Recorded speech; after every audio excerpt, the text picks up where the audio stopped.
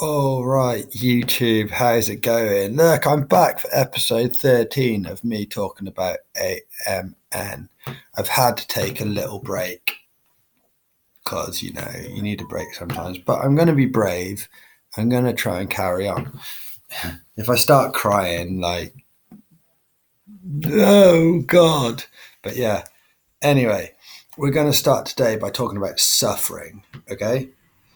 People suffer from stuff of this, I'm aware. I am pretty anti suffering and I don't like it happening to me. I mean, do you like it happening to you? No. I bit the bullet and deemed myself handicapped 4 years ago. I had already officially been recognised handicapped by the state 2 years prior to this. Yeah, so it's more like 5 years ago now, but like a day came and I seen the doctors and the doctors couldn't tell me anything really. Uh, and so I self-diagnosed. I'm capable of diagnosing myself. I can I go, right, I'm really ill and I can't do life, so I'm going to need some help. uh so yeah, oh no, I lost my place.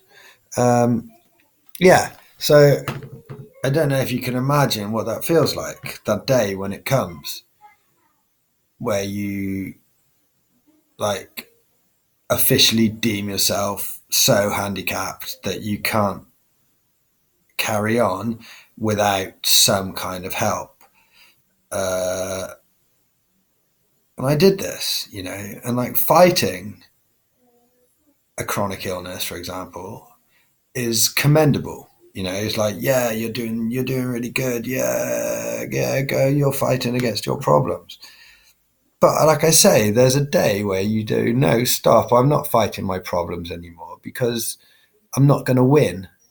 And if you're not going to win, then why are you fighting? If you know what I mean. It's like I don't, I, I don't, I don't understand why people fight something that you can't win against when you're better off to accept that thing and then do something about it to help yourself, which is hopefully what I did. Hopefully, um, I've already talked about ego before in a previous video, but the ego is the thing which will stop you from helping yourself, from getting the help that you need. you know, and you fight the ego, yeah, fight the ego. Okay, cracking. As I write this is all brand new for me. It's been 4 years since getting in my wheelchair, and it was going okay. But I cracked very recently. I'm almost ashamed to say I need to go to the doctor and ask for prescribed meds. Yeah. I'm proud to say that I managed 11 years with no prescribed medication, just self medication with cannabis.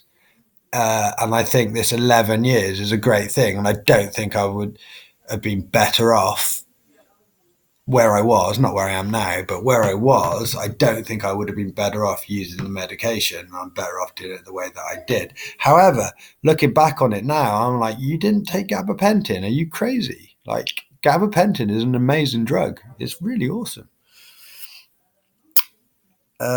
Yeah. So I did that. I went and I got myself some gabapentin prescribed by the doctor. And it's good. It's anti-pain, antidepressant, two in one. Well, hey, two in one. That's cool. Uh, Next chapter is called Lying Down. Whilst we're talking about new stuff, here's another thing I noticed. I spend much of my life lying down now. If I'm not in bed for sleep, then I'm lying here, where I am now, in front of my TV and PS4. I used to sit in my wheelchair a lot when I was on my own, meaning I could move easily whenever I needed to. Yeah, that's kind of changed. I've got a place now. This is my place. This is my place, and I've got all the stuff that I need, like here. There's everything. everything that I could ever want is within arm's reach all the time of my place.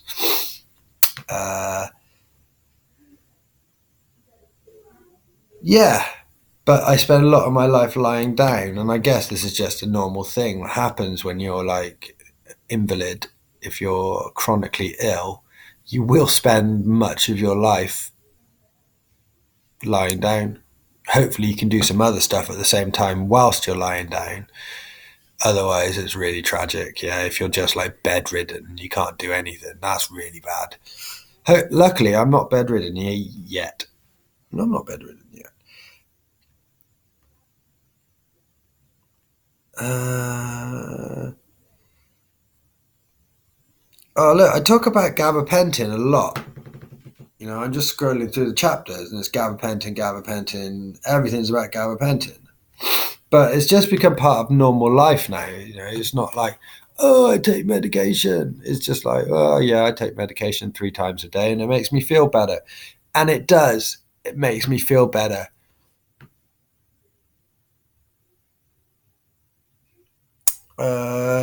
Okay, right. This is a cool chapter. It's kind of horrible, but it's cool and I like this one. Catheters. Whoa. Catheters have just become part of normal life. The idea of inserting something into your penis so you can pee is horrible. But in reality, it doesn't hurt whatsoever, and the relief of being totally empty is incredible.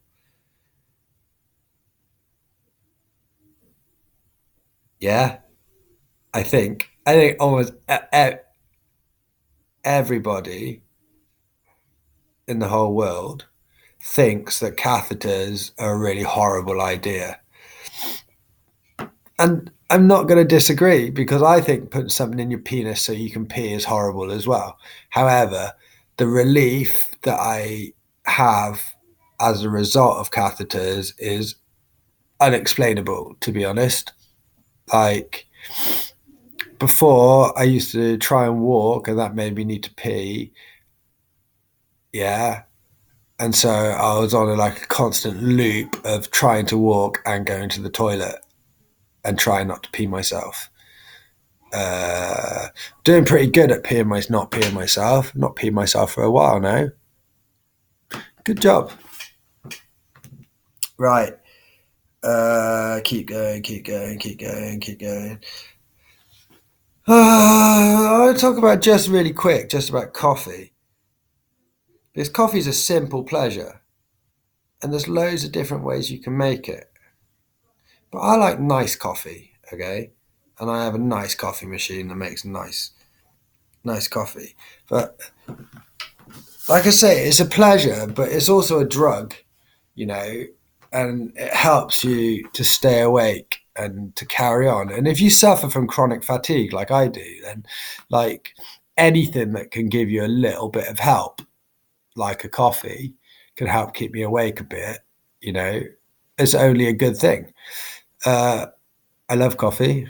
I'll easily drink like 4 double espressos, black with sugar, thank you very much, every morning. Yeah, easily I can drink 4 coffees, but then I kind of stop and I just stop. Coffee, that was funny. Oh yeah, constipation. All right. Yeah, I'm gonna go there. Yeah, constipation is a funny notion. Can't poo, but in reality, it poses a real problem. If I manage to go to the toilet twice a week, it's been a busy week. This means most of the time I'm doing okay, although I'm bloated and just full of shit. I did swear. Um, it wasn't a real swear. Like, I'm talking about literal shit and not the swear word shit. Um, okay, so bloated, da da da. However, when the moment comes, I need to prepare myself for a toilet adventure, and you never know what's going to happen. Roughly once a week, my body decides it's the moment to empty itself. And this can happen at any time, middle of the night, after some coffee, anytime. This can last anything between 2 minutes and an hour. It depends. A shower may be required after evacuation, as often it can only be described as a traumatic poo. So yeah, constipation, funny, constipation, bad. And it's part of life, like everything that I talk about, really. It's just part of life. And you've got to get on with it and you deal with it. It's not nice, it's messy, literally messy. Uh, it's not painful, I don't think. It's not painful, but it's just like long and messy and like unagreeable, basically. Unagreeable. Right, let's talk about one last thing before I go today, because I've been talking for 10 minutes already. So, a new throne. I mentioned above, I mentioned just now actually, I spend a lot of my day lying down in front of my TV PS4.